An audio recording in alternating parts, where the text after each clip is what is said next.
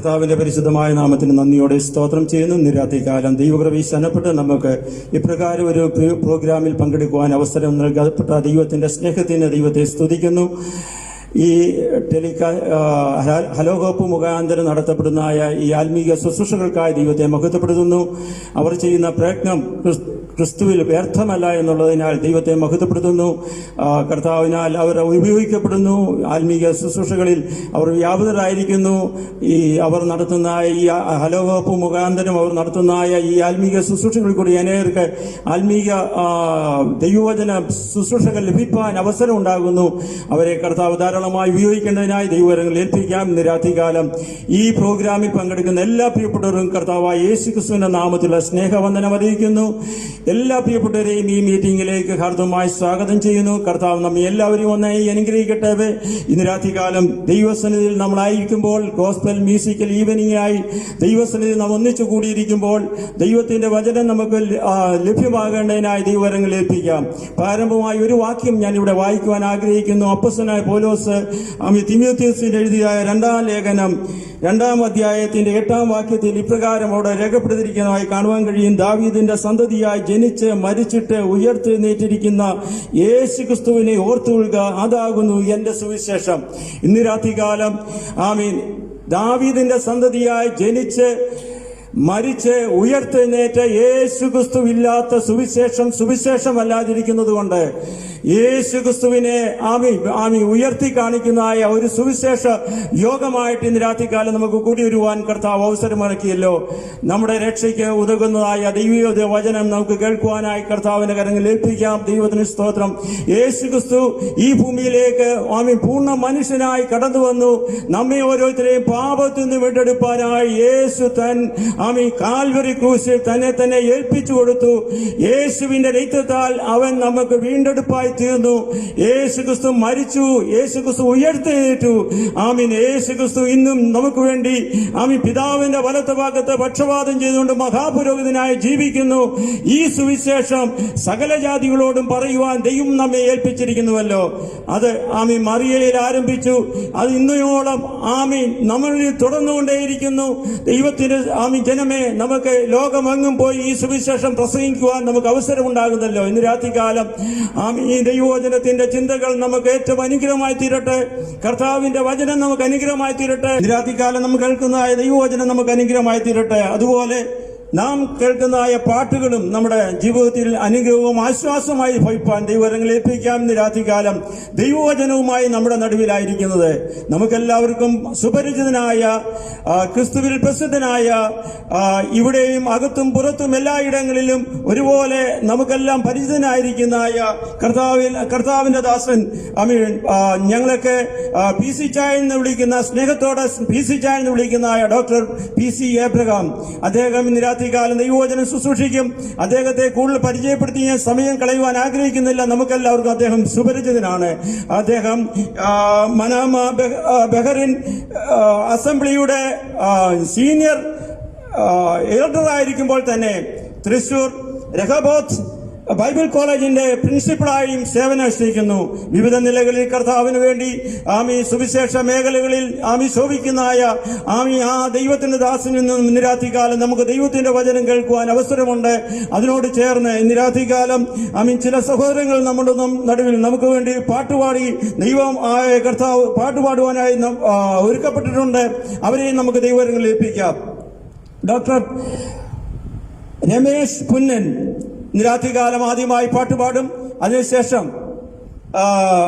Brother ഐസൻ ഏബ്രഹാം, അതിനെ തുടർന്ന് brother James വർഗീസും അദ്ദേഹത്തിന്റെ പ്രിയതമിയായ ഷീജ ജെയിംസും ചേർന്ന് പാട്ടുകൾ പാടുന്നതായിരിക്കും. ഈ 3 പേരെ ഇന്ന് രാത്രികാലം പാടി ദൈവത്തെ മഹത്വപ്പെടുത്തുവാൻ ദൈവമായ കർത്താവ് സംഗതിയാക്കട്ടെ. ഈ പാട്ടുകളൊക്കെ നമ്മുടെ ജീവിതത്തിൽ ആശ്വാസങ്ങളും അനുഗ്രഹവുമായി തീരും എന്നുള്ളതുകൊണ്ട് ഞാൻ ദൈവത്തെ സ്തുതിക്കുന്നു. രാത്രികാലം ദൈവവചന ശുശ്രൂഷയെ നമുക്ക് ഏറ്റവും അനുഗ്രഹമായി തീരുവാൻ ദൈവകരങ്ങളിൽ ഏൽപ്പിക്കാം. നമുക്ക് എല്ലാവർക്കും ചേർന്ന് അല്പസമയം പ്രാർത്ഥിക്കാം, ദൈവകരങ്ങളിലേക്ക് ഏൽപ്പിക്കാം. ഞങ്ങളുടെ സ്വർഗീയ നല്ല പിതാവേ, ഈ രാത്രിയുടെ നല്ല സമയത്തിനായി സ്തോത്രം ചെയ്യുന്നു. അവിടുത്തെ രക്തത്തിന്റെ വിലകളാകുന്ന ഞങ്ങളുടെ കുഞ്ഞുങ്ങളാകുന്ന ഞങ്ങൾക്ക് അങ്ങയുടെ കൃപയിൽ സന്നപ്പെട്ട് അവിടുത്തെ പാതോടും ചേർന്ന് വരുവാൻ ഈ രാത്രികാലം ഇടയാക്കിയതിനായി സ്തോത്രം ചെയ്യുന്നു. ഈ മീറ്റിംഗ് ഏറ്റവും അനുഗ്രഹമാക്കി തീർക്കണമേ. പാടുന്ന ഞങ്ങളുടെ സഹോദരങ്ങളെ ആമി പാടുവാൻ തക്കണം ദൈവകൃപ കൊണ്ട് നിറയ്ക്കണമേ. ദൈവവചനം ശുശ്രൂഷിക്കാൻ ഞങ്ങളുടെ ദാസനെ ദൈവവചനം ശുശ്രൂഷിപ്പാൻ ബലപ്പെടുത്തുമാറാകണമേ, ധൈര്യപ്പെടുത്തുമാറാകണമേ. ദൈവമായ കർത്താവേ, ഞങ്ങളുടെ രക്ഷയ്ക്ക് ഉതകുന്ന ഞങ്ങളുടെ ആമി നിത്യതയ്ക്ക് വേണ്ടി ഒരുക്കപ്പെടുന്ന ദൈവവചന ചിന്തകൾ ഞങ്ങൾക്ക് ഏറ്റവും അനുഗ്രഹമായ ചുരുപാടിയാകണമേ.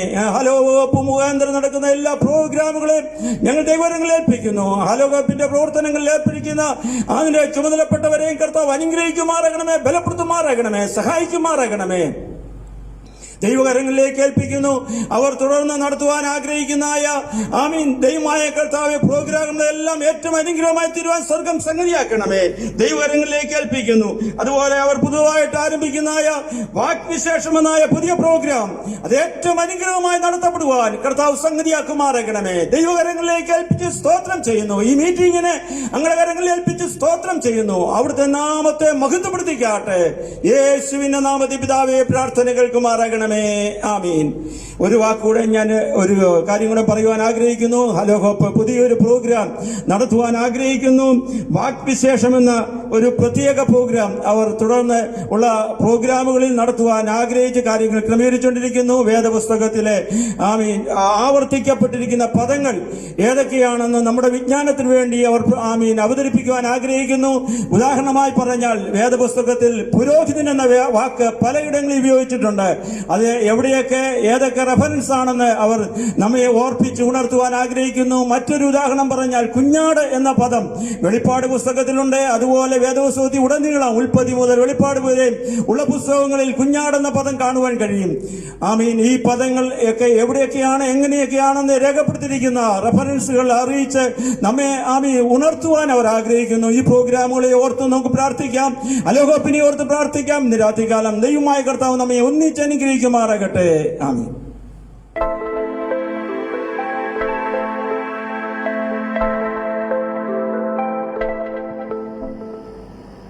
യോഹന്നാന്റെ സുവിശേഷം 14-ാം അധ്യായം അതിന്റെ 6-ഉം 7-ഉം വാക്യത്തിൽ യേശുക്രിസ്തു ഇങ്ങനെ പറയുകയാണ്: ഞാൻ തന്നെ വഴിയും സത്യവും ജീവനുമാണ്.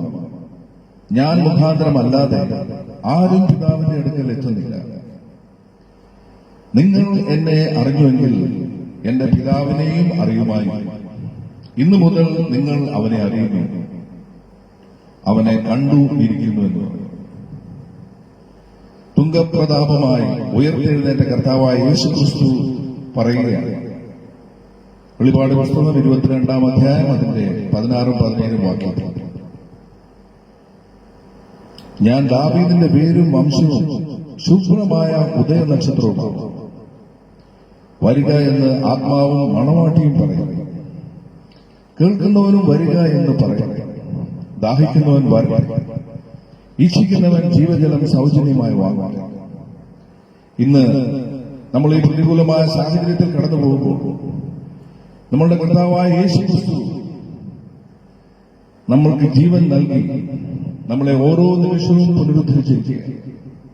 ആ കർത്താവായ യേശുക്രിസ്തുവിന്റെ വിളിക്ക്, ആ യേശുക്രിസ്തുവിന്റെ മഹത്വപ്പെടുത്തും എല്ലാ പ്രതികൂല സാഹചര്യങ്ങളെയും നേരിടുവാൻ തക്കവണ്ണം ദൈവം നമ്മളോട് കൃപ കാണിക്കുമാറാകട്ടെ. ദൈവനാമം വാഴ്ത്തപ്പെടുമാറാകട്ടെ.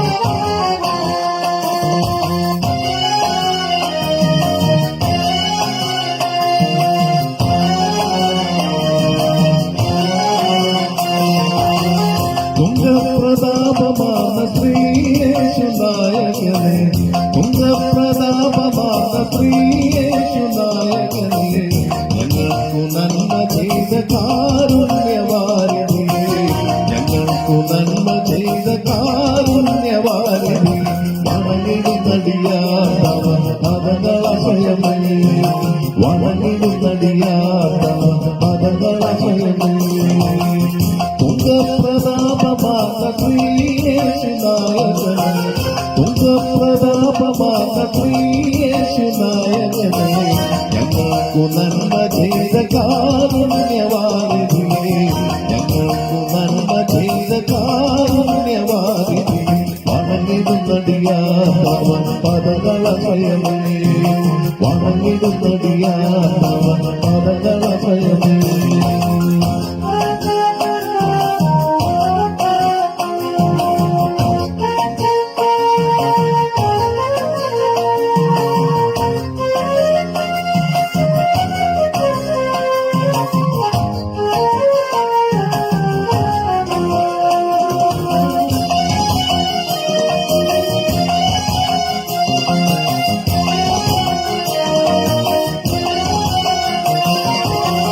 നിർമ്മാണമായ രക്തം സർവദാ നീ ചൊരിഞ്ഞു നിർമ്മാണമായ രക്തം സർവദാ നീ ചൊരിഞ്ഞു നന്മയ്ക്ക് പോകി ദുഷ്ട കർമ്മഫലത്തിൽ നന്മയ്ക്ക് പോകി ദുഷ്ട കർമ്മഫലത്തിൽ വിടുതൽ ചെയ്തതിനാൽ അടിവണങ്ങിടുന്നു വിടുതൽ ചെയ്തതിനാൽ അടിവണങ്ങിടുന്നു തുംഗപ്രതാപമാർന്ന ശ്രീയേശുനായകനെ തുംഗപ്രതാപമാർന്ന ശ്രീയേശുനായകനെ ഞങ്ങൾക്കു നന്മ ചെയ്ത കാരുണ്യവാരിധിയെ ഞങ്ങൾക്കു നന്മ ചെയ്ത കാരുണ്യവാരിധി വണങ്ങിടുന്നടിയാതവൻ പദങ്ങളഭയമേ വണങ്ങിടുന്നടിയാതവൻ പദങ്ങളഭയമേ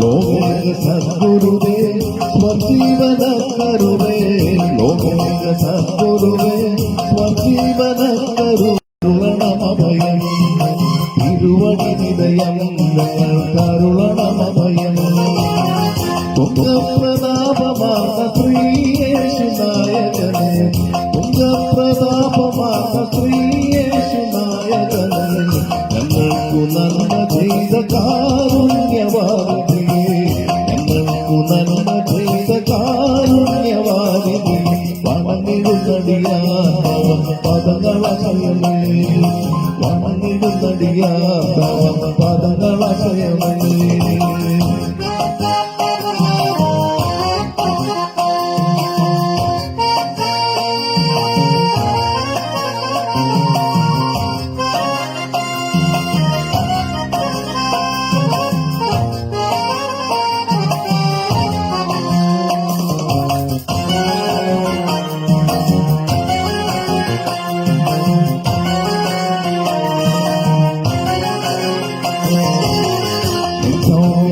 സ്വഭാവം നന്നായി പഠിച്ചടിയാ സ്വഭാവം നന്നായി പഠിച്ചടിയാ വൻപ്രതി കൂലമധ്യ മുൻപോട്ടു യാത്ര ചെയ്യാം വൻപ്രതി കൂലമധ്യ മുൻപോട്ടു യാത്ര ചെയ്യാം തിരുമുഖ പ്രകാശം ഞങ്ങൾ കരുളണഭയം തിരുമുഖ പ്രകാശം കരുളി തുംഗപ്രതാപമാർന്ന ശ്രീയേശുനായകനെ തുംഗപ്രതാപമാർന്ന ശ്രീയേശുനായകനെ ഞങ്ങൾക്കു നന്മ ചെയ്ത കാരുണ്യവാരിധി വണങ്ങിടുന്നടിയാതവൻ പദങ്ങളഭയമേ വണങ്ങിടുന്നടിയാതവൻ പദങ്ങളഭയമേ വണങ്ങിടുന്നടിയാതവൻ പദങ്ങളഭയമേ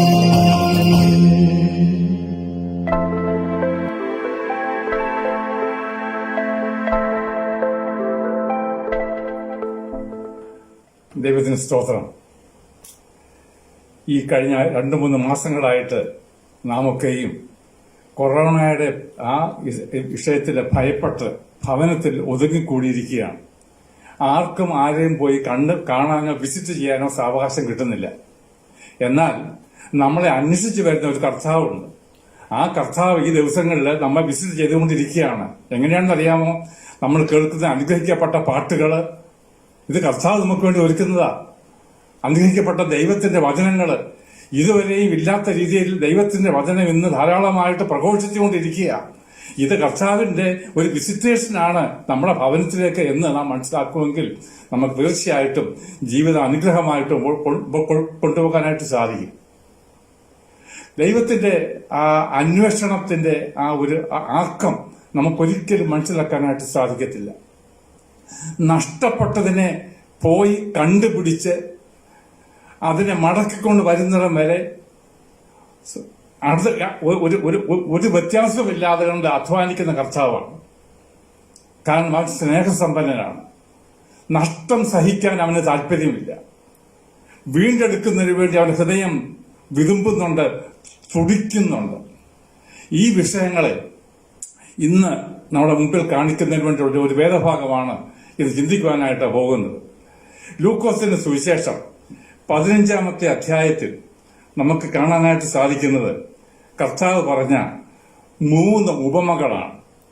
ഈ 3 ഉപമകളിൽ കൂടെ കർത്താവ് ആഗ്രഹിക്കുന്നത് ഒരേ ഒരു പ്രത്യേകമുള്ള കാര്യം തന്നെ കേൾക്കുന്നവർ മനസ്സിലാക്കണം എന്നാണ് താൻ ആഗ്രഹിച്ചുകൊണ്ടിരുന്നത്.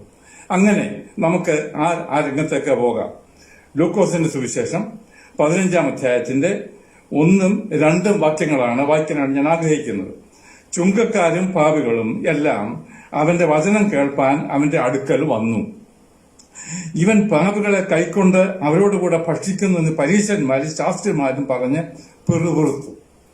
നമ്മുടെ കർത്താവിന്റെ പ്രസംഗം കേൾക്കുന്നതിന് വേണ്ടി, ഉപദേശം കേൾക്കുന്നതിന് വേണ്ടി യെരൂശലേമിൽ തടിച്ചുകൂടിയ ജനത്തിൽ ആരൊക്കെ ഉണ്ടായിരുന്നു?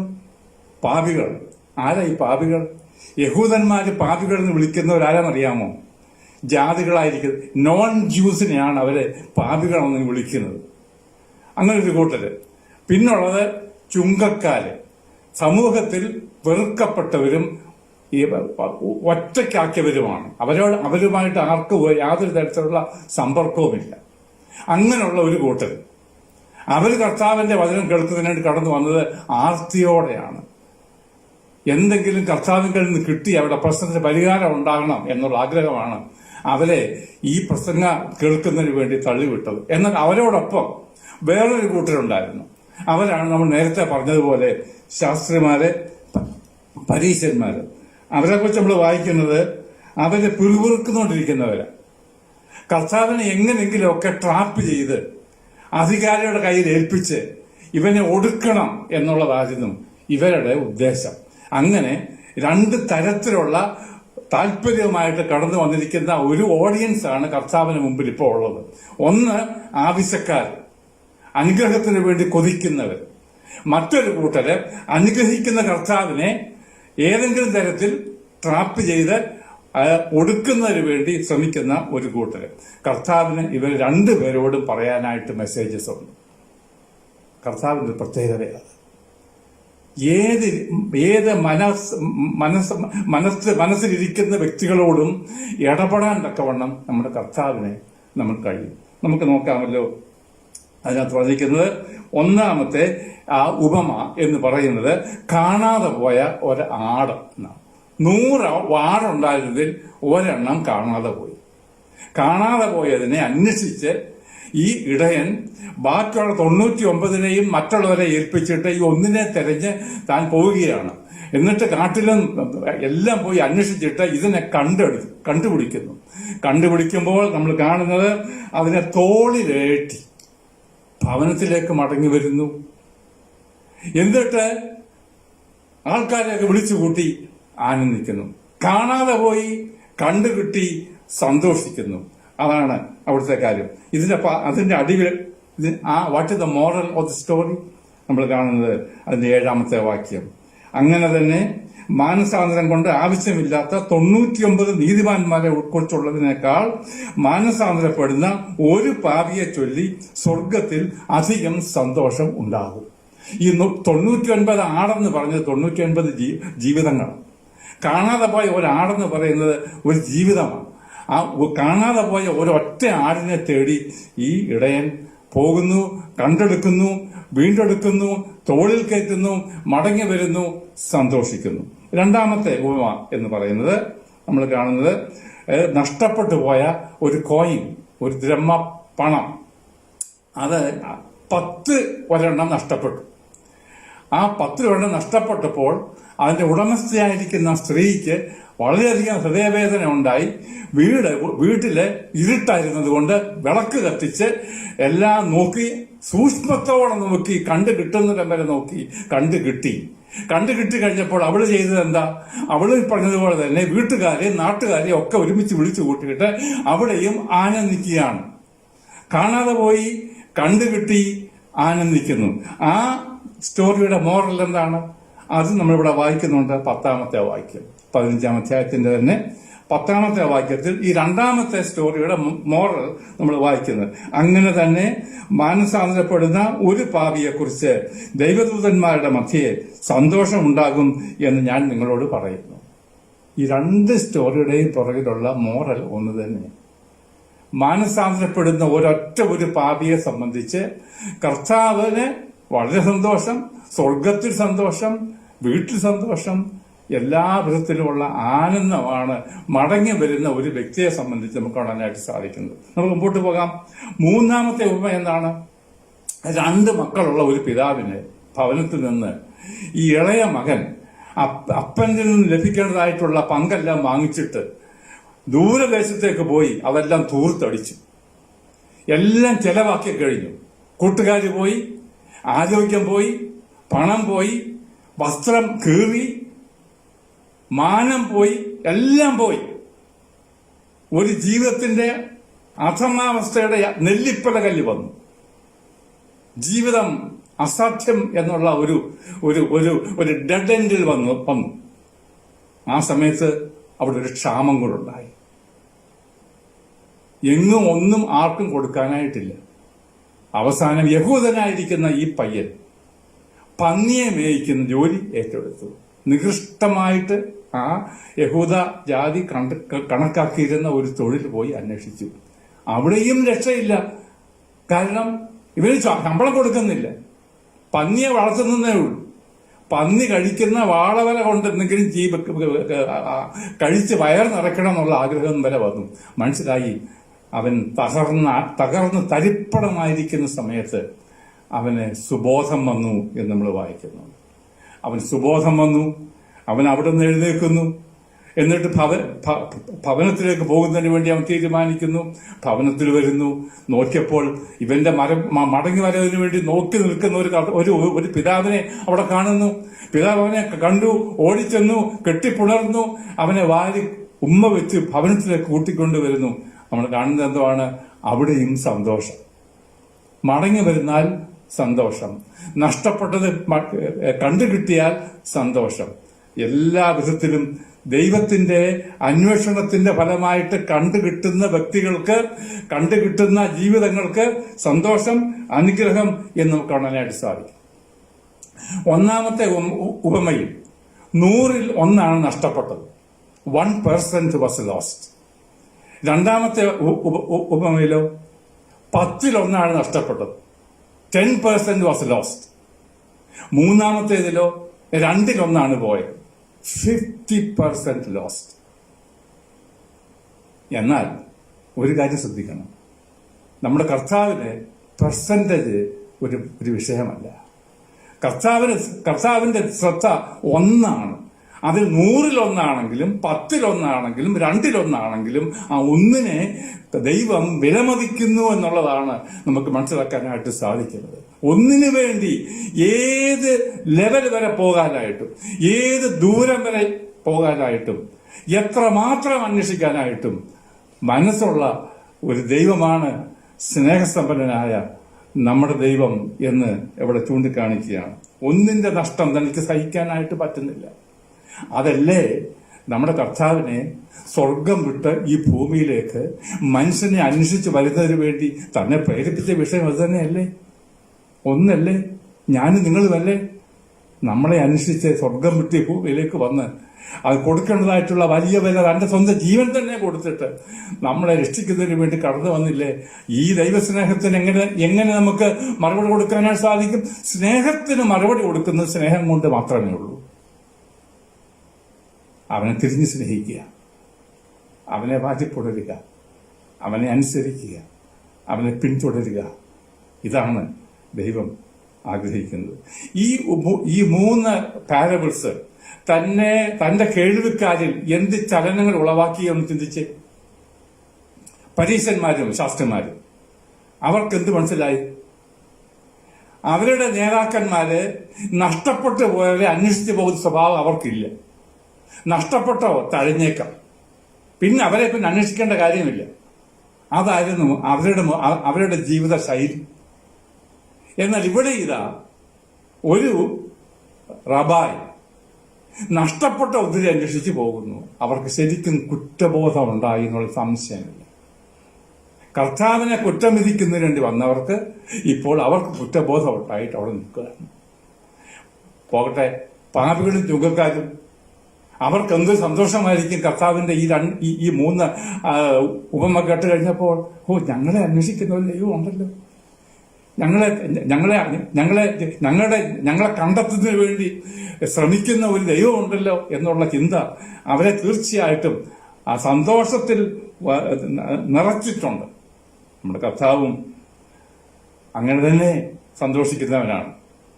നമുക്ക് നഷ്ടപ്പെട്ടത് ആദ്യത്തേത് കാട്ടിലായിരുന്നു. ഈ ആലയിൽ നിന്ന് ഒളിച്ചോടിപ്പോയ ആയിരിക്കാൻ ഒരു പക്ഷെങ്കിൽ ഏതോ കാരണം കൊണ്ട് തെറ്റായ തീരുമാനമെടുത്ത് എന്തോ കാരണത്താൽ വശീകരിക്കപ്പെട്ട് ഭോഷത്വം കാണിച്ച് ഒരു പക്ഷെങ്കിൽ കാട്ടിൽ പോയി കുരുങ്ങി നഷ്ടപ്പെട്ടതാകാം. എന്നാൽ ആ കാട്ടിൽ വരെയും എത്തുന്ന ദൈവസ്നേഹമാണ്. എന്നെ കേൾക്കുന്ന എന്റെ പ്രിയപ്പെട്ടവരെ, തെറ്റായ തീരുമാനങ്ങൾ കഴിഞ്ഞ നാളുകളിൽ എടുത്തിട്ട് ജീവിതം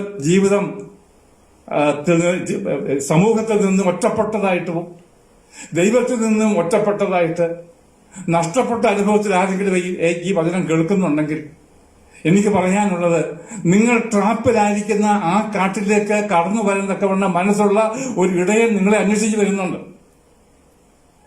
അവനെ കണ്ടെത്താൻ നിങ്ങൾ അനുവദിക്കും. അവൻ നിങ്ങളെ കണ്ടെത്തും. ഒളിച്ചിരിക്കേണ്ട ആവശ്യമില്ല. അന്വേഷിച്ചു വരുന്ന സ്നേഹസമ്പന്നനായ ഈ ഇടയനെ അവൻ നിങ്ങളെ കണ്ടെത്താൻ നിങ്ങൾ അവനെ അനുവദിക്കുക. തീർച്ചയായിട്ടും അത് നിങ്ങളുടെ ജീവിതത്തിന് അനുഗ്രഹമായിരിക്കും. നഷ്ടപ്പെട്ടത് ഒരു ഭവനത്തിലാകാം. കോയിൻ നഷ്ടപ്പെട്ടത് ഭവനത്തിലായിരുന്നു. ക്രിസ്തീയ പേരോ പെരുമയോ വീട്ടുപേരോ ഒക്കെ ഉണ്ടായിരിക്കാം. പക്ഷെങ്കിൽ അവിടെ അകത്ത് അന്ധകാരം, വിളക്കില്ല, ലൈറ്റില്ല. അതുകൊണ്ട് നഷ്ടപ്പെട്ടു പോയ ഈ കോയിൻ കിടക്കുന്നത് എവിടെയാണെന്ന് കണ്ടുപിടിക്കാൻ പറ്റുന്നില്ല. വീട്ടിലാണ്, പക്ഷെ വീടുമായിട്ട് ബന്ധമില്ല. വീട്ടിലെ കാര്യങ്ങളുമായിട്ട് ഈ നഷ്ടപ്പെട്ട ഒരു ബന്ധവുമില്ല. ക്രിസ്തുവില്ലാത്ത ക്രിസ്ത്യാനി എന്ന് പറയുന്നത് ഒരു വിരോധാഭാസമാണ്.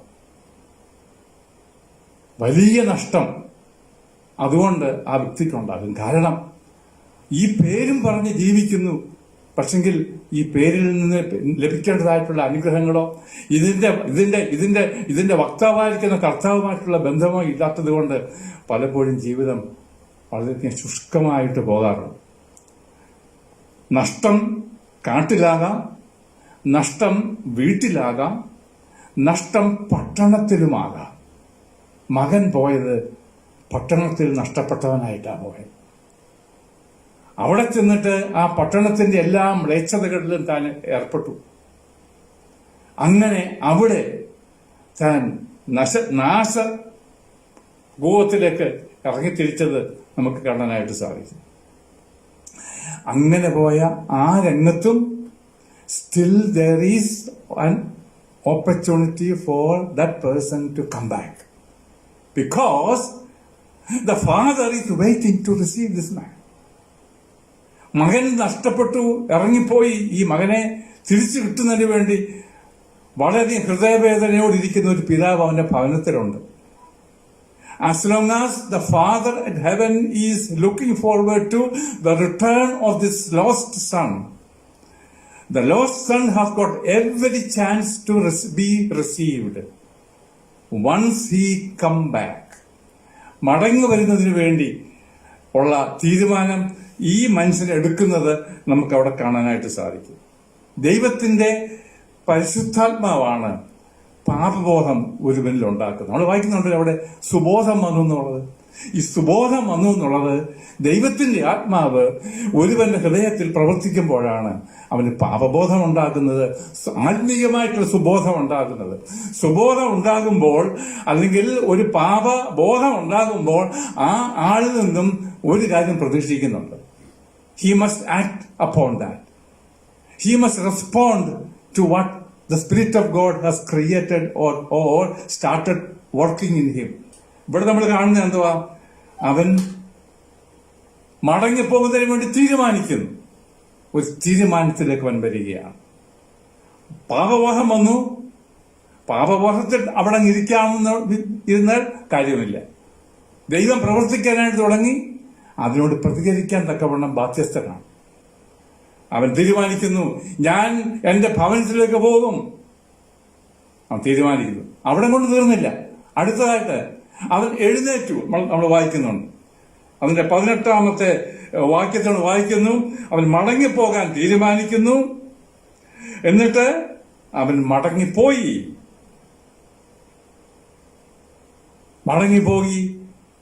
നോക്കിയപ്പോൾ ഒരു യാചകനെ പോലെ തന്റെ പടിവാതിൽക്കേക്ക് അടുത്തു വരുന്ന ഈ വ്യക്തിയെ കണ്ടപ്പോൾ പിതാവിന് മനസ്സിലായി അതെന്റെ മകനാണെന്ന് മനസ്സിലായ സമയത്ത് ആ പിതാവ് തന്റെ ധോവൊക്കെ വലിച്ചു വാരി മോളിൽ കയറ്റി ഉടിച്ചിട്ട് ഒരോട്ടം ഈ മകന്റെ നേരെ ഓടിച്ചെന്ന് അവനെ ശകാരിച്ചോ? അവനെ പുറത്താക്കിയോ? മനുഷ്യനാണെങ്കിൽ അതൊക്കെ ചേർന്നിരിക്കും. എന്നാൽ ദൈവം, സ്നേഹസമ്പന്നനായ ഒരു ദൈവം, ഒരു കാര്യം ചോദിക്കുന്നില്ല. അവനെ കയറി കെട്ടിപ്പുണർന്നു. വേർത്ത് നാറ്റം പിടിച്ച് കീറിപ്പറഞ്ഞ തുണിയുമായിട്ടൊക്കെയാണ് അവൻ വന്നിരിക്കുന്നത്. അതൊന്നും വിഷയമല്ല ഈ പിതാവിന്. അവനെ കയറി കെട്ടിപ്പുണർന്ന് ഉമ്മ വെച്ച് അവനെയും കൊണ്ട് വീട്ടിലോട്ട് വരികയാണ്.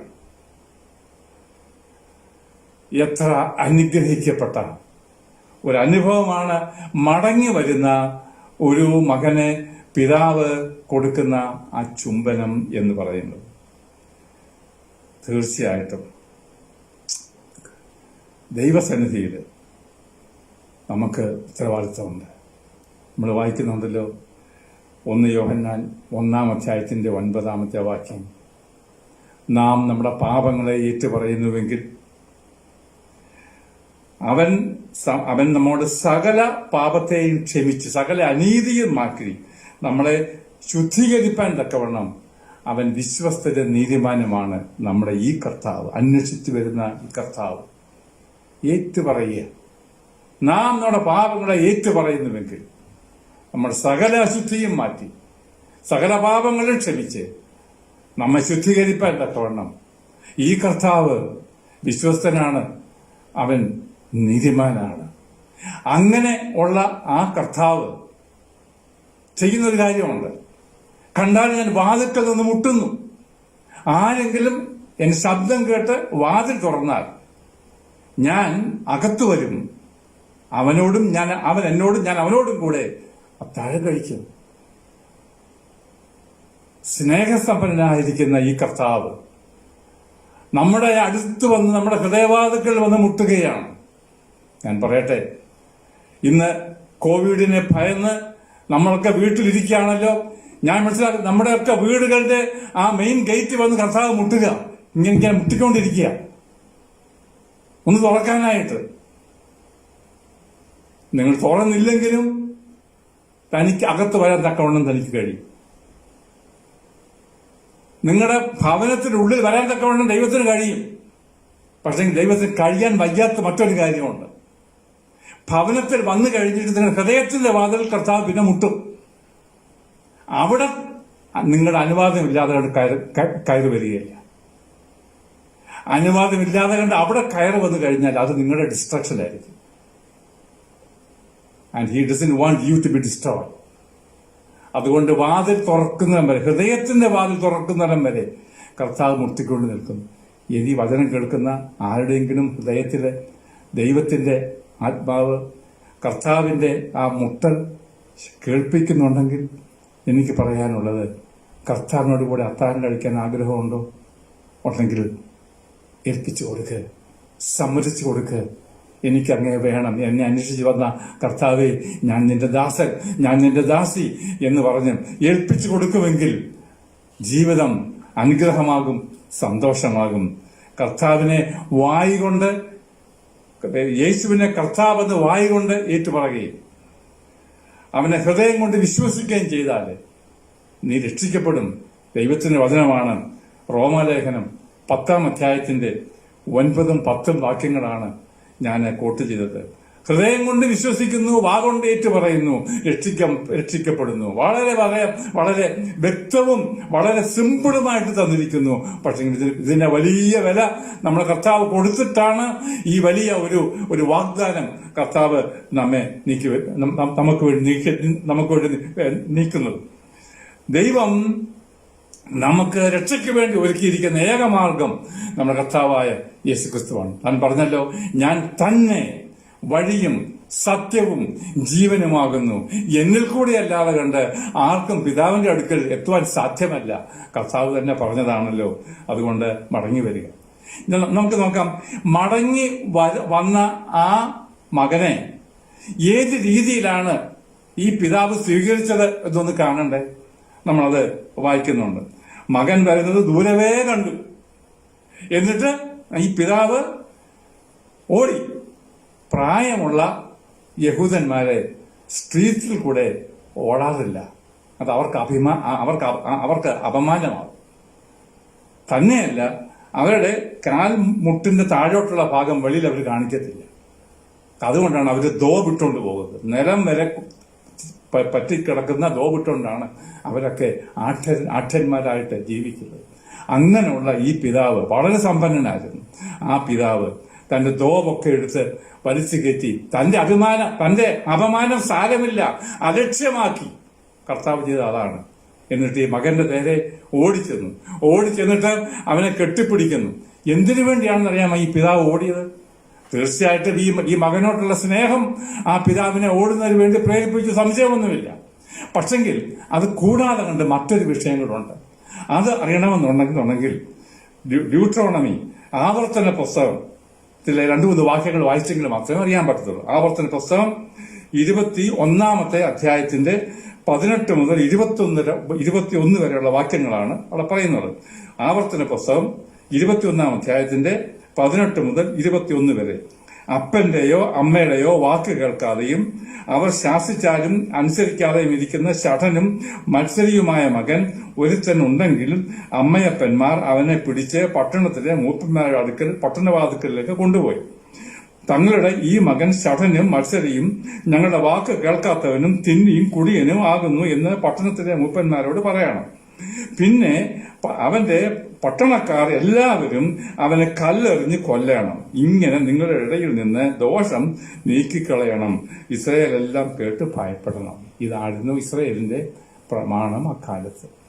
ഈ മകൻ ശഠനായിരുന്നു, മത്സരിയായിരുന്നു, ഭവനത്തെ വിട്ടുപോയവനായിരുന്നു, പിതാവിന് അപമാനം ഉണ്ടാക്കിയവരായിരുന്നു. ആ ദേശത്തുള്ള പട്ടണക്കാരൊക്കെ, ആ ദേശനിവാസികളൊക്കെ ഈ അപ്പന്റെ ഭവനത്തിൽ സംഭവിച്ച ഈ വിഷയത്തെക്കുറിച്ച് വളരെയധികം വേദനയുണ്ടായിരുന്നു. ഈ മകൻ കാണിച്ചത് ഭയങ്കര അധികപ്രസംഗമാണ് എന്നവര് നോക്കി. ഈ മകൻ എപ്പോഴും തിരിച്ചു വരികയാണെങ്കിൽ അവനെ കല്ലെറിഞ്ഞ് കൊല്ലണം എന്ന് അവരൊക്കെ ചിന്തിച്ചു കാണുമായിരിക്കാം. പിതാവിന് ഇത് മനസ്സിലായി. കല്ലെറിഞ്ഞ് എന്റെ മകനെ നാട്ടുകാർ കൊല്ലുന്നതിന് മുമ്പേ ഞാൻ ചെന്ന് അവനെ വാരി പുണർന്ന് അവനെ സൂക്ഷിച്ച് പ്രൊട്ടക്ട് ചെയ്ത് വീട്ടിൽ കൊണ്ടുവരും എന്നുള്ള ആ നിർബന്ധമാണ് ഈ പിതാവിനെ ഓടുന്നതിന് വേണ്ടി പ്രേരിപ്പിച്ച വിഷയം. അങ്ങനെ പിതാവ് അവിടെ ഓടിച്ചെന്നു, മകനെ കെട്ടിപ്പിടിക്കുന്നു, വീട്ടിൽ കൊണ്ടുവരുന്നു, കീറി പറഞ്ഞ് നാറുന്ന വസ്ത്രമെല്ലാം മാറ്റിയിട്ട് അവനെ കുളിപ്പിച്ച് ശുദ്ധനാക്കി അവനെ ഏറ്റവും മെത്തരമായിരിക്കുന്ന തന്റെ അങ്കി, തന്റെ കബോർഡിലെ ഏറ്റവും നല്ല അങ്കി എടുത്തിട്ട് ഈ മകനെ ധരിപ്പിക്കുകയാണ്. കാര്യം എന്നറിയാമോ? Welcome back to the family. കഴിഞ്ഞില്ല, തന്റെ മോതിരം ഊരി ആ മകന് കൊടുക്കുന്നു. നല്ല ഒരു ചെരുപ്പ് കൊണ്ടുവന്ന് ഇവനെ ഇടിവിക്കുന്നു. കാര്യമെന്താ? ഭവനത്തിന്റെ അധികാരം, ഭവനത്തിന്റെ പ്രിവിലേജ് എല്ലാം മകനെ നിനക്കാം. നീ ഇതെല്ലാം കളഞ്ഞിട്ട് പോയതിനാണ്, പക്ഷെ നീ മടങ്ങി വന്നതുകൊണ്ട് ഇതെല്ലാം ഞാൻ നിനക്ക് തരികയാണ് എന്ന് പറഞ്ഞ് ഇതെല്ലാം കൊടുത്ത് അവനെ അനുഗ്രഹിക്കുന്നു. മാത്രമല്ല വലിയ ഒരു ഫീസ്റ്റ് അങ്ങ് അറേഞ്ച് ചെയ്യുകയാണ്. എന്തിനു വേണ്ടിയാ? നാട്ടുകാരെ എല്ലാം വിളിച്ചറിയിക്കുക. നഷ്ടപ്പെട്ടു, ഈ മകൻ നഷ്ടപ്പെട്ടു പോയിരുന്നു, എനിക്ക് മടക്കി കിട്ടി. ഇവൻ മരിച്ചവനായിരുന്നു, വീണ്ടും ജീവിച്ചു. എന്നോട് കൂടെ വന്ന് നിങ്ങളും സന്തോഷിക്കുക. ദൂതന്മാരുടെ മധ്യത്തിൽ വലിയ സന്തോഷം ഉണ്ടാകുമെന്ന് കർത്താവ് പറഞ്ഞത് ഇതിനെ ഉദ്ദേശിച്ചല്ലേ എന്ന് ഞാൻ ഓർക്കുകയാണ്. മടങ്ങി വരുന്ന ഒരു പാപിയെക്കുറിച്ച് ദൈവസന്നിധിയിൽ ഉണ്ടാകുന്ന ഏറ്റവും വലിയ സന്തോഷം അനുഗ്രഹിക്കപ്പെട്ടതാണ്. അതിന് എന്റെ കേൾവിക്കാരായിരിക്കുന്ന ആർക്കെങ്കിലും അതിന് താല്പര്യമുണ്ടെങ്കിൽ മുമ്പോട്ട് വരിക. ദൈവം നിങ്ങളെ അനുഗ്രഹിക്കുമാറാകട്ടെ. ഈ ഉപമ ഇതുകൊണ്ട് തീരുന്നില്ല. ഈ മുടിയനായ പുത്രൻ, നഷ്ടപ്പെട്ട മകൻ മടങ്ങി വരുന്നത് കൊണ്ട് കർത്താവിന്റെ ഈ ഉപമ തീരുന്നില്ല. ഇനിയും അവിടെ മൂത്ത ഒരു മകനുണ്ട്. ആ മൂത്ത മകൻ, ഈ രണ്ടാമത്തെ മകൻ ഭവനത്തിൽ വന്ന സമയത്ത് ഈ മൂത്ത മകൻ വയലിൽ പോയിരിക്കുകയായിരുന്നു. അങ്ങനെ അവിടുന്ന് മടങ്ങി വന്ന സമയത്ത് വീട്ടിൽ ഭയങ്കര ആഹ്ലാദം, ആഘോഷം, സദ്യ, ഇതെല്ലാം കണ്ടപ്പോഴത്തേക്ക് അവനാകപ്പെടെ അന്താളം വിട്ടു. കാര്യം എന്താണെന്ന് ചോദിച്ചു. ഒരു ബാല്യക്കാരൻ വന്ന് പറഞ്ഞു, നിന്റെ മകൻ, നിന്റെ സഹോദരൻ നഷ്ടപ്പെട്ടു പോയിരുന്നല്ലോ, വർഷങ്ങളായിട്ട് പോയിട്ട് അവന് സൗഖ്യത്തോടെ മടക്കി കിട്ടിയോണ്ട് പിതാവ് വളരെ സന്തോഷിച്ചു. ഒരു ഫീസ്റ്റ് അറേഞ്ച് ചെയ്തിട്ടുണ്ട്, നീയും വാ എന്ന് പറഞ്ഞു. No no no no, I am not coming. ഈവനാകപ്പെടെ ഞാൻ കോപിച്ചു. ഞാൻ ഭവനത്തിൽ കയറത്തില്ല. എന്താ വൈ കാണിക്കുന്നത്? അപ്പനിത് അറിഞ്ഞു. അപ്പൻ ഭവനത്തിന്റെ വെളിയിൽ വന്ന്, വെളിയിൽ ഈ മർക്കടമുഷ്ടിയോടെ നിൽക്കുന്ന, കോപിഷ്ഠനായിട്ട് നിൽക്കുന്ന ഈ അനിയൻ മടങ്ങി വന്നതിൽ അല്പം പോലും സന്തോഷമില്ലാതെ കണ്ട് വൈരാഗ്യപ്പോഴും നിൽക്കുന്ന ഈ മകനെ അപ്പൻ എന്ന് പറയാണ്, മകനെ, നീ ഈ ഭവനത്തിൽ സന്തോഷം കാണുന്നില്ലേ? നീയും വാ, ഈ നിന്റെ സഹോദരനല്ലേ. അവന് പറഞ്ഞത്, നിന്റെ മകൻ എല്ലാം കൊണ്ട കളഞ്ഞു. എന്റെ സഹോദരൻ എന്നല്ല പറയുന്നത്. നിന്റെ മകൻ കാണിച്ചു കൂട്ട് നീ മറന്നുപോയോ? ക്ഷമിക്കാനും സഹിക്കാനും സ്നേഹിക്കാനും മനസ്സില്ലാത്ത ഒരു കൂട്ടരുണ്ട് കർത്താവിനെ കേട്ടുകൊണ്ടിരുന്ന പരീശന്മാരും ശാസ്ത്രിമാരും. ഈ രണ്ടാമത്തെ മകന്റെ ഉപമ അവർക്ക് കിട്ടിയ ഭയങ്കര പ്രഹരമായിരുന്നു. ഭവനത്തിന്റെ വെളിയിൽ ഇന്ന് ആയിരിക്കുന്നത് നിങ്ങളാണ് എന്ന് കർത്താവ് ചൂണ്ടിക്കാണിക്കുകയായിരുന്നു. ഈ പാർപ്പിടും ചുങ്കക്കാരും ഒക്കെ ഉണ്ടല്ലോ, നിങ്ങൾ അവരെ പുറത്താക്കിയിരുന്നു. എന്നാൽ ഇപ്പോഴവർ വീട്ടിന്റെ ഉള്ളിലാണെന്ന് ധരിച്ചുകൊണ്ടിരുന്ന നീ ഇപ്പം വെളിയില്ല. ഈ ഉപമയിൽ കൂടെ കർത്താവ് വിളിച്ചറിയിക്കുന്ന രഹസ്യങ്ങൾ പല രീതിയിലാണല്ലോ. എല്ലാവരോടും കർത്താവിന് അനുഗ്രഹിക്കപ്പെട്ട ദൂതുകളുണ്ട്. ഈ രണ്ടാമത്തെ ഉപമയെ ഓർക്കുന്നുണ്ടോ? ഒരു സ്ത്രീക്ക് 10 കോയിനിൽ നിന്ന് ഒരെണ്ണം നഷ്ടപ്പെട്ടത്. വെറും ഒരു കോയിൻ നഷ്ടപ്പെട്ടതിന്റെ വേദനയല്ല ആ സ്ത്രീക്കുണ്ടായിരുന്നു. 10ൽ 1 ഭാഗം നഷ്ടപ്പെട്ടു എന്നുള്ളത് മാത്രമല്ല, ഈ കോയിൻ എന്താണെന്നറിയാമോ? അവളുടെ വിവാഹത്തിന് വേണ്ടി എൻഗേജ്മെന്റ് കഴിഞ്ഞിട്ട് അവളുടെ കല്യാണം കഴിക്കാനായിട്ട് നിയമം ചെയ്തിരിക്കുന്ന അവിടെ മണവാളൻ അവൾക്ക് ദാനമായിട്ട് ധരിക്കുന്നതിന് വേണ്ടി കൊടുത്ത ഒരു ഹെഡ് ബാൻഡാണിത്. ആ ഹെഡ് ബാൻഡിലുള്ള 10 കോയിൻസ് ആണുള്ളത്. ഇവൻ കല്യാണം കഴിക്കുന്നതിന് വേണ്ടി മടങ്ങി വരുന്ന സമയത്ത് അവൾ ഈ ഹെഡ് ബാൻഡ് ധരിച്ചുകൊണ്ട് വേണം അവന്റെ മുമ്പിൽ നിൽക്കേണ്ടത്. ഇതിനകത്തുനിന്ന് ഒരു കോയിൻ ഇളകിപ്പോയി എന്ന് പറഞ്ഞു കഴിഞ്ഞാൽ അത് അവളുടെ വിശ്വസ്തതയെ ചോദ്യം ചെയ്യുന്ന ഒരു കാര്യമാണ്. അവന്റെ ഹൃദയത്തിന് അത് ഭാരം ഉണ്ടാക്കും, വേദന ഉണ്ടാക്കും. അതവൾക്കറിയാം. അതുകൊണ്ട് ഈ ആ കോയിനേക്കാൾ കൂടി വിലയുണ്ട്. അവിടെ ഭാവിയാണ്. ആ കോയിനെ തൂങ്ങിക്കിടക്കുന്നെന്നുള്ള കാര്യം മനസ്സിലായി. അതുകൊണ്ടാണ് അവൾ വളരെ സൂക്ഷ്മത്തോടുകൂടെ അത് അന്വേഷിക്കുന്നത്. എൻ്റെ പ്രിയപ്പെട്ടവരെ, നമ്മുടെ ജീവിതത്തിൽ നിന്ന് എന്തെങ്കിലും ഇളകിപ്പോയിട്ടുണ്ടോ? നമുക്കെന്തെങ്കിലും നഷ്ടപ്പെട്ടിട്ടുണ്ടോ? നമ്മുടെ കർത്താവിനോടുള്ള ആ ഡിവോഷൻ നമുക്ക് അതിനകത്ത് എന്തെങ്കിലും പോറൽ വന്നിട്ടുണ്ടോ? നമുക്കറിയാം, നമ്മളെല്ലാവരും കർത്താവിനെ വിശ്വസിച്ച് തന്റെ മക്കളായിട്ട് തീർന്നവരെ എല്ലാവരെയും ദൈവം കാണുന്നതെന്നറിയാമോ? കർത്താവിന് വേണ്ടി വേട് കടിക്കുന്നതിന് വേണ്ടി ഏൽപ്പിച്ചിരിക്കുന്ന കന്യകകളാണ്, മണവാട്ടികളാണ് എന്നാണ് നാം ദൈവത്തിന്റെ വചനത്തിൽ വായിക്കുന്നത്. 2 കൊരിന്ത്യർ 11-ാം അധ്യായത്തിന്റെ 2-ഉം 3-ഉം നമ്മൾ വായിക്കുന്നത് എന്താണെന്നറിയാമോ? ഞാൻ ക്രിസ്തു എന്ന ഏക പുരുഷൻ നിങ്ങളെ നിർമ്മല കന്യകയായി ഏൽപ്പിപ്പാൻ വിവാഹ നിശ്ചയം ചെയ്തിരിക്കുന്നു. എന്നാൽ സർപ്പം ഹവ്വായെ ഉപായത്താൽ ചതിച്ചതുപോലെ നിങ്ങളുടെ മനസ്സ് ക്രിസ്തുവിനോടുള്ള ഏകാഗ്രതയും നിർമ്മലതയും വിട്ട് വഷളായി പോകുമോ എന്ന് ഞാൻ ഭയപ്പെടുന്നു. പൗലോസ് വിളിച്ച് പറയുകയാണ്, നമ്മളോടും പറയുക, ക്രിസ്തു എന്ന ഏകപുരുഷന് നിർമ്മല കന്യകയായി വിവാഹ നിശ്ചയം ചെയ്തിരിക്കുന്ന ഞാനും നിങ്ങളും അവനോടുള്ള വിശ്വസ്തതയും ഏകാഗ്രതയും നിർമ്മലതയും വിട്ട് ഒരു അടിവെങ്കിലും പുറകോട്ട് മാറിയാൽ അതിൽ വേദനിക്കുന്ന നമ്മുടെ കർത്താവുണ്ട്.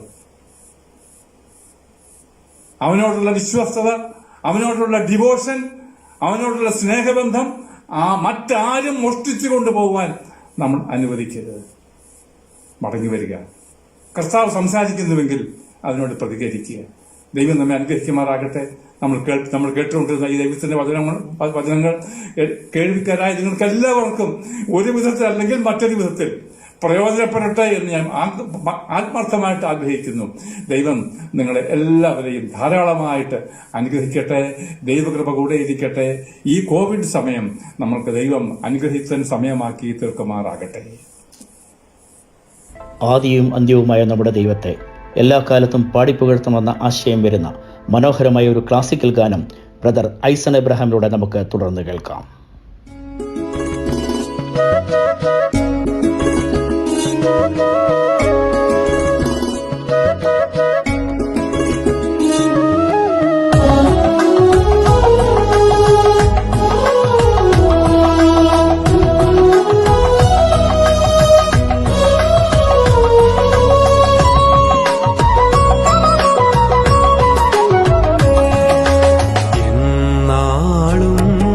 സ്തുതിച്ചിടുവിൻ യേശുരാജാധിരാജാവിനെ,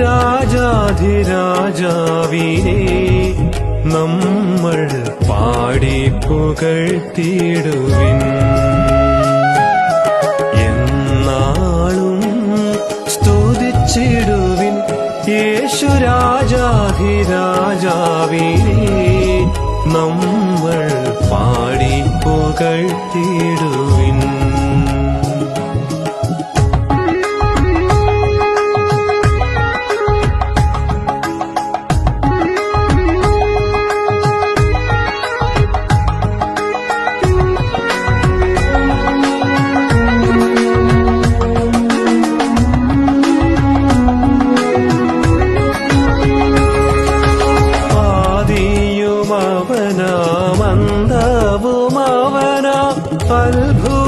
അത്ഭുതരക്ഷകനാ ആദിയുമവനാം അന്തവുമവനാം അത്ഭുതരക്ഷകനാ, നമ്മെ തേടി ധാത്രിയിൽ വന്നു തൻ ജീവനെ തന്നൊരു സ്നേഹിതനാ. നമ്മെ തേടി ധാത്രിയിൽ വന്നു തൻ ജീവനെ തന്നൊരു സ്നേഹിതനാ. എന്നാളും സ്തുതിച്ചിടുവിൻ യേശുരാജാധിരാജാവിനെ, നമ്മൾ പാടി പുകഴ്ത്തിടുവിൻ.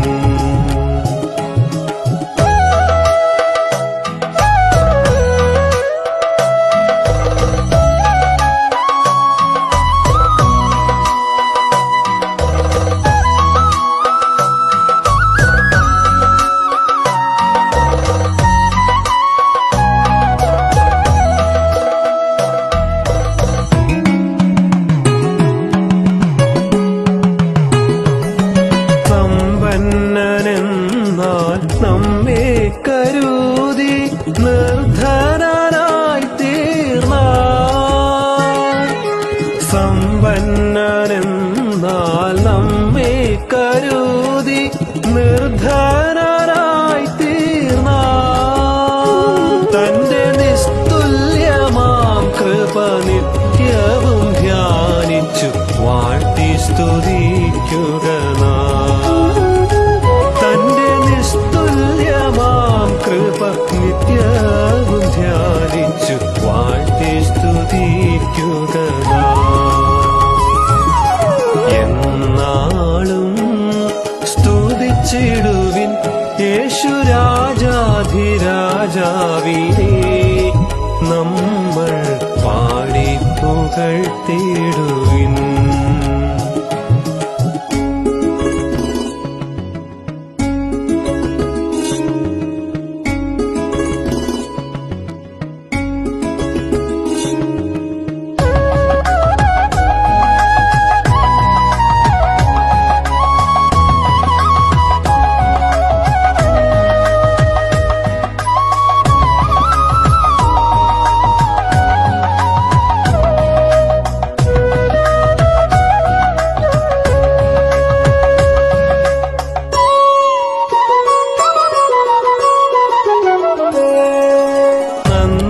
നന്ദിയാലുള്ളം നന്നേ നിറഞ്ഞു വന്ദനം ചെയ്തിടുവിൻ.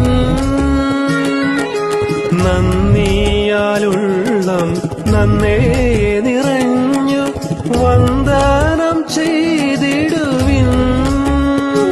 ദൈവനന്ദനൻ ചെയ്ത നന്മകളോർത്തു കീർത്തനം പാടിടുവിൻ. ദൈവനന്ദനം ചെയ്ത നന്മകളോർത്തു കീർത്തനം പാടിടുവിൻ. എന്നാളും സ്തുതിച്ചിടുവിൻ യേശുരാജാധിരാജാവിനെ നമ്മൾ പാടി പുകഴ്ത്തിടുവിൻ. എന്നാളും സ്തുതിച്ചിടുവിൻ യേശുരാജാധിരാജാവിനെ നമ്മൾ പാടി പുകഴ്ത്തിടുവിൻ.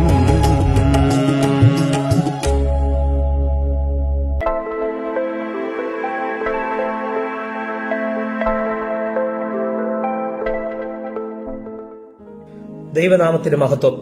വാക്ക് വിശേഷത്തിലേക്ക് സ്വാഗതം. തിരുവെഴുത്തിൽ കാറ്റ് എന്ന വാക്കിന്റെ വിശേഷത്തെക്കുറിച്ച് ഇന്ന് നമുക്ക് ചിന്തിക്കാം. 1. കിഴക്കൻ കാറ്റ്. പുറപ്പാട് പുസ്തകം 10-ാം അധ്യായം 13-ാമത് വാക്യം. 2. പടിഞ്ഞാറൻ കാറ്റ്. പുറപ്പാട് പുസ്തകം 10-ാം അധ്യായം 19-ാമത്തെ വാക്യം. 3. കൊടുങ്കാറ്റ്. 1 രാജാക്കന്മാർ 19-ാം അധ്യായത്തിന്റെ 11, 2 പത്രോസ് 2:17. 4. വൻകാറ്റ്. ഇയ്യോബ് 8:2. 5. തെന്നിക്കാറ്റ്. ഇയ്യോബ് 37:17. 6. ഉഷ്ണക്കാറ്റ്. സങ്കീർത്തനങ്ങൾ 11:6. 7. ചുഴലിക്കാറ്റ്. സദൃശവാക്യങ്ങൾ 10:25. 8. വടുതിക്കാറ്റ്. സദൃശവാക്യങ്ങൾ 25:23. 9. പെരുങ്കാറ്റ്. യോന 1:4. വെളിപ്പാട് 6:13. 10. 4 കാറ്റ്. സഖര്യാവ് 6:5. 11. തെക്കൻ കാറ്റ്. ലൂക്കോസ് 12:55. 12. ഈശാനമൂലൻ എന്ന കൊടുങ്കാറ്റ്. അപ്പോസ്തലപ്രവർത്തികൾ 27-ാം അധ്യായത്തിന്റെ 14-ാമത് വാക്യം. 13. വല്ലാത്ത കൊടുങ്കാറ്റ്. അപ്പോസ്തലപ്രവർത്തികൾ 27:20. ദൈവം നമ്മെ അനുഗ്രഹിക്കുമാറാകട്ടെ. 150ഓളം ഗാനങ്ങൾ ക്രൈസ്തവ ലോകത്തിന് സംഭാവന ചെയ്ത പ്രിയ ദേവദാസൻ RS വിജയരാജിന്റെ എനിക്കെന്റെ ആശ്രയം എന്ന അനുഗ്രഹീത ഗാനം ബ്രദർ ജെയിംസ് വർഗീസും സിസ്റ്റർ ഷിജ ജെയിംസും ചേർന്ന് നമുക്ക് വേണ്ടി ആലപിക്കുന്നു.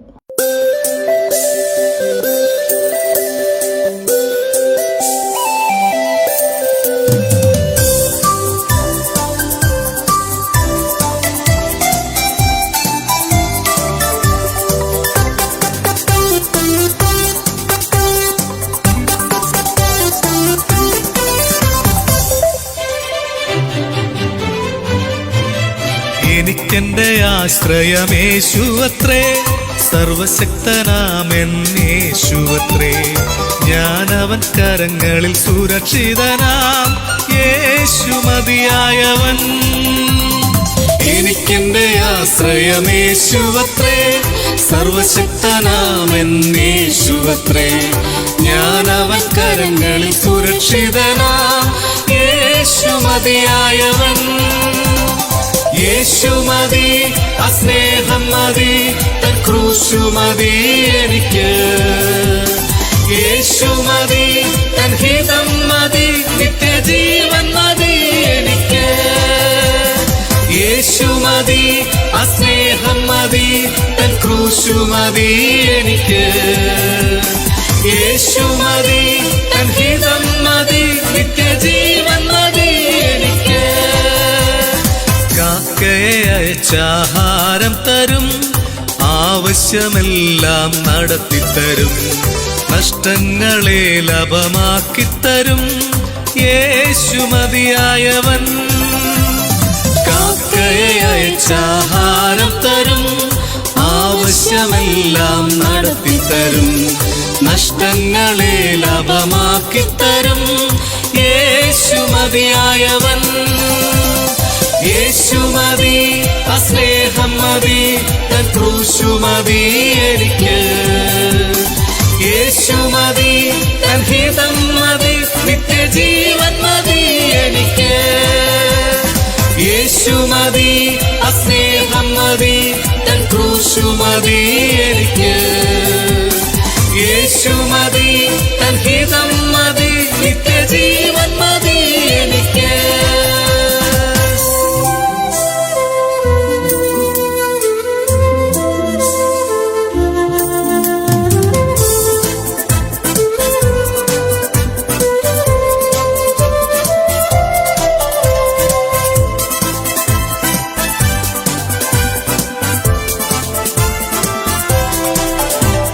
ക്ഷാമത്തിൻ നാളുകൾ തീർത്തു തരും, കടഭാരങ്ങളെ മാറ്റിത്തരും, നിന്നയിൻ നാളുകൾ തീർത്തു തരും, യേശു മതിയായവൻ.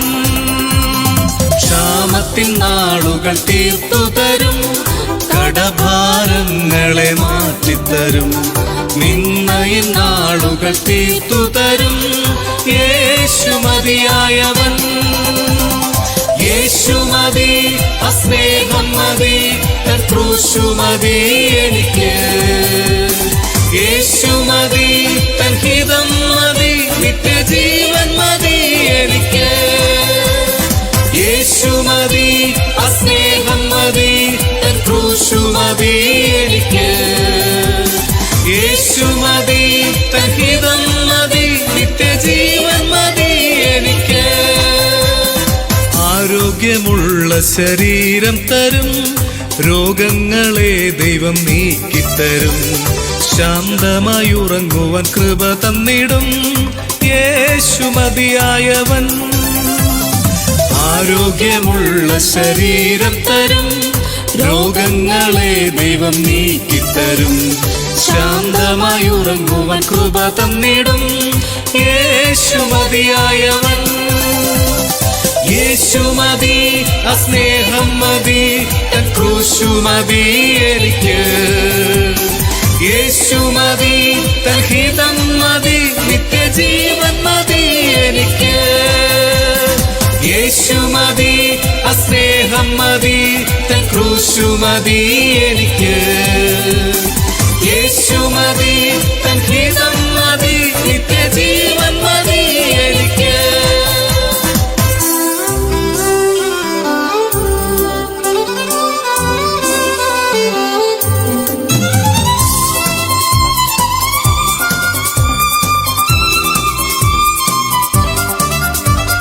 സമാധാനമുള്ള കുടുംബം തരും, കുടുംബത്തിലേവർക്കും രക്ഷ തരും, നല്ല സ്വഭാവികളായി തീർത്തിടും, യേശു മതിയായവൻ. സമാധാനമുള്ള കുടുംബം തരും, കുടുംബത്തിലേവർക്കും രക്ഷ തരും, നല്ല സ്വഭാവികളായി തീർത്തിടും, യേശു മതിയായവൻ.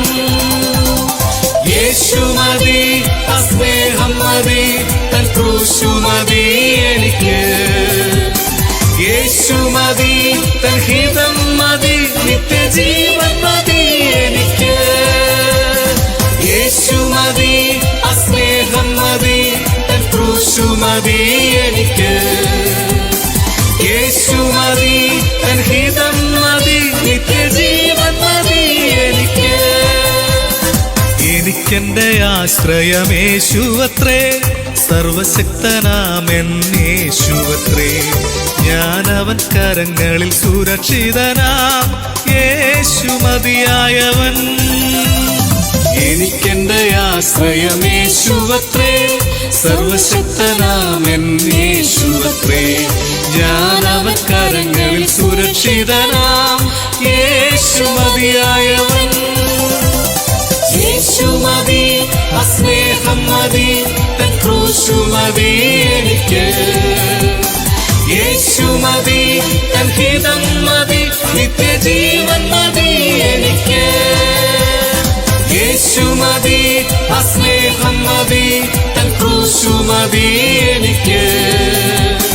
യേശു മതി, തൻ ഹിതം മതി, നിത്യജീവൻ മതി എനിക്ക്.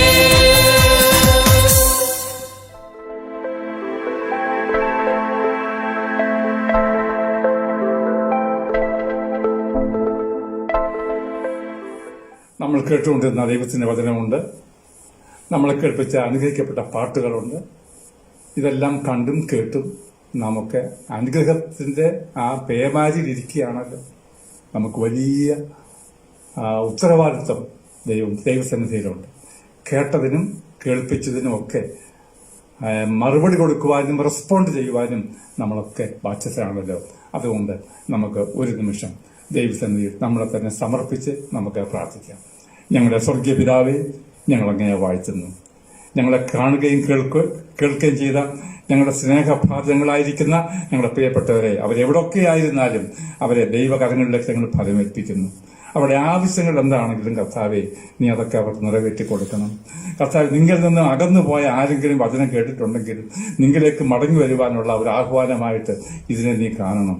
ഞങ്ങൾ ഹൃദയത്തിന് വേദന അനുഭവിക്കുന്നുണ്ടെങ്കിൽ കർത്താവെ, ആ വേദനയ്ക്ക് നീ ഒരു ആശ്വാസം കൊടുക്കണം എന്ന് ഞങ്ങളോട് പ്രാർത്ഥിക്കുന്നു.